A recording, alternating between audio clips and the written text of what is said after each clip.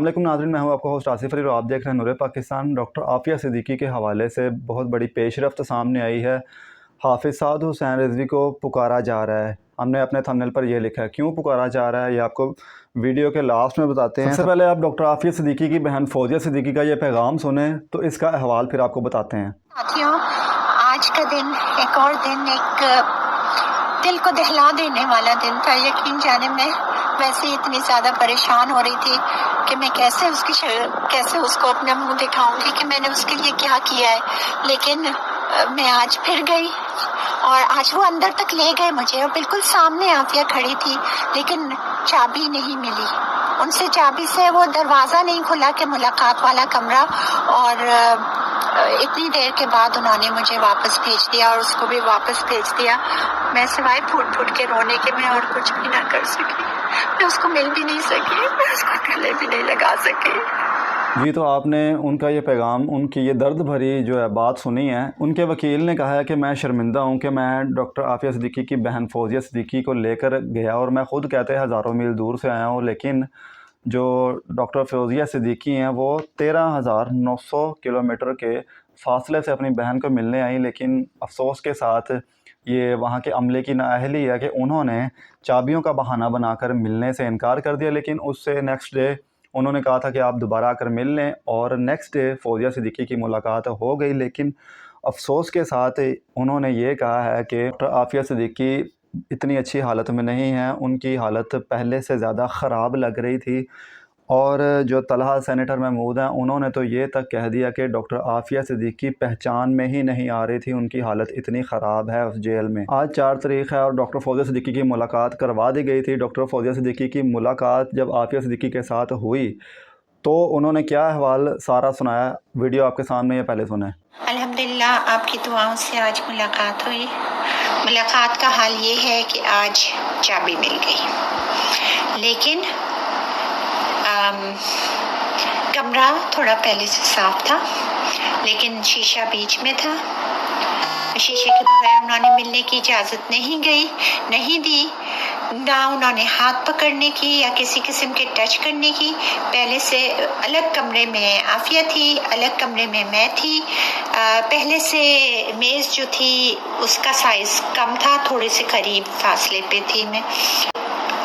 पहले से ज़्यादा बुरे हाल में मुझे लगी और मैं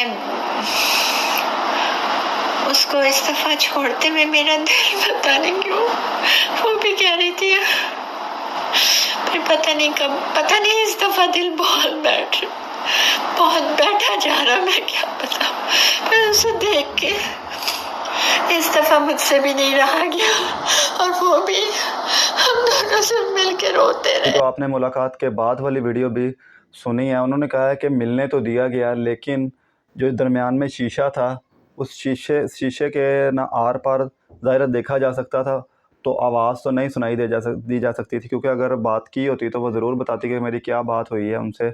लेकिन उन्होंने कहा है कि डॉक्टर आफिया सिद्दीकी बहुत बुरी हालत में है पहले से।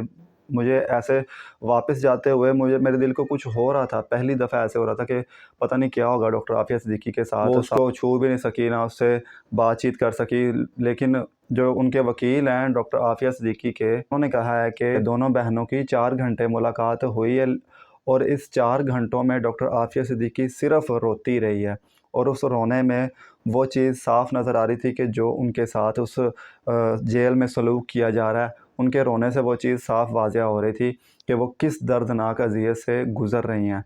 हाफिज़ साद हुसैन रिज़वी की हमने शुरू में बात की थी कि हाफिज़ साद हुसैन रिज़वी को किस तरह ये पुकारा जा रहा है। इस तरह से पुकारा जा रहा है कि आपने देखा होगा कि जब अल्लामा ख़ादिम हुसैन रिज़वी साहब के वसाल के बाद कराची में हाफिज़ साद हुसैन रिज़वी डॉक्टर आफिया सिद्दीकी की वालदा के साथ मुलाकात भी करके आए थे। उनको पूरा यकीन दहानी करवाई थी कि ये अपनी बहन को आज़ाद करवाने में पूरा किरदार अदा करेंगे। फिर उसके बाद लॉन्ग मार्च जो हुआ था कराची से इस्लामाबाद तक, उसमें भी ये शिक रखी गई थी हुकूमत पाकिस्तान के साथ। ये जो मुआहिदा तय हुआ था उसमें ये रखा गया था कि वो डॉक्टर आफिया सिद्दीकी के लिए ख़त लिखेंगे अमेरिका में। वो भी आपके साथ हमने पुरानी वीडियोज़ में बात की थी कि उस ख़त पर भी अमल दरामद शुरू हो चुका था और वो ख़त भी लिखा जा चुका था।